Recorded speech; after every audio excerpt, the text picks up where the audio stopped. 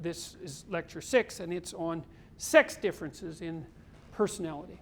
And so the first thing that you should be aware of, this is the reason I put it in after neuroticism and agreeableness, is that the biggest differences in temperament, personality, between men and women are in agreeableness and neuroticism. And that seems to be true cross-culturally. And so, because one of the things you want to know is, so look what's happened, is that psychologists have established a relatively atheoretical model of personality. And I don't believe that there was any bias built into it, or at least that the bias was minimized by the method, because the method was ask people as many questions as you possibly can and use statistical methods by multiple teams to sort out the relationships between the answers. And I thought the Big Five was a pretty ugly theory when I first came across it. It wasn't one that I warmed up to quickly. I would say it probably took between 5 and 10 years before I was convinced by the brute power of the analysis that it had to be taken seriously. And as that happened, because the theory was first laid out only linguistically and statistically, there was no neuropsychology, there was no neurobiology, there was no real theory, there was no developmental theory, it was just lexical description. And so it was like a theory in search of a place to exist as well, because of course before it was established we didn't know what it was also capable of predicting, and that all got built up around that, say, 5 to 10 year period too. And it became more, as we started to understand the relationship between the descriptors and the underlying biology, then the theory became richer and more useful and also more credible.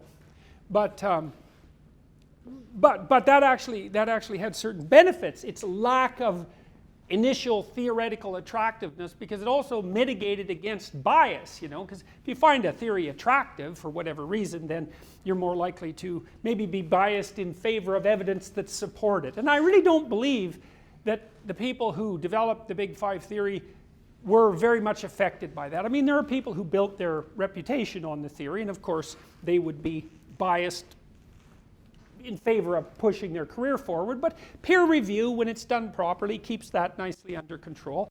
And then the fact that multiple different methods have converged on the same model, and that there's pretty good evidence that it remains, reasonably stable cross-culturally, and that it's associated with the child developmental literature. That's all pretty powerful convergent evidence.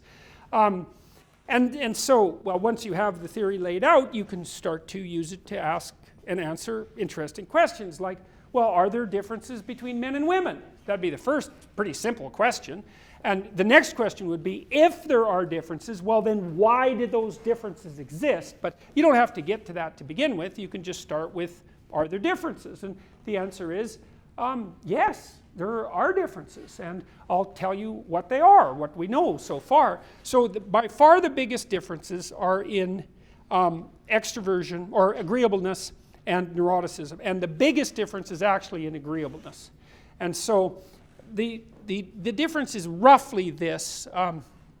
If you picked a random man and a random woman out of the crowd and you said who's more aggressive, and you bet on the woman, you'd be right 40% of the time, which is actually quite a lot of the time. So there's more overlap between men and women than there are differences, even in the dimensions where the differences are the most pronounced. And then if you took a man and a woman out of a crowd and you asked who feels more negative emotion, and you bet on the woman, you'd be right about 60% of the time.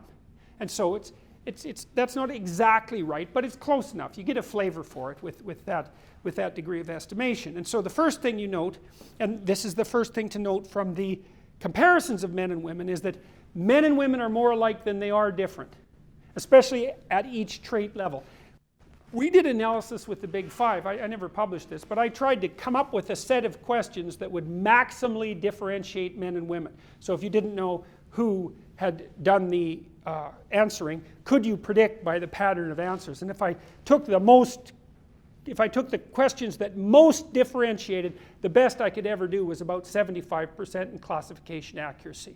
And that's probably a bit of an overestimation, because the statistical technique I used was predicated on the fact that we already knew which men and which women had answered these questions, and so capitalized to some degree on chance. So my guess is that if you used personality testing and it was optimal, you could probably get about 70% accuracy in classification, maybe 65%, something like that. And you know, that's not bad, but it's not enough to think of men and women as fundamentally different.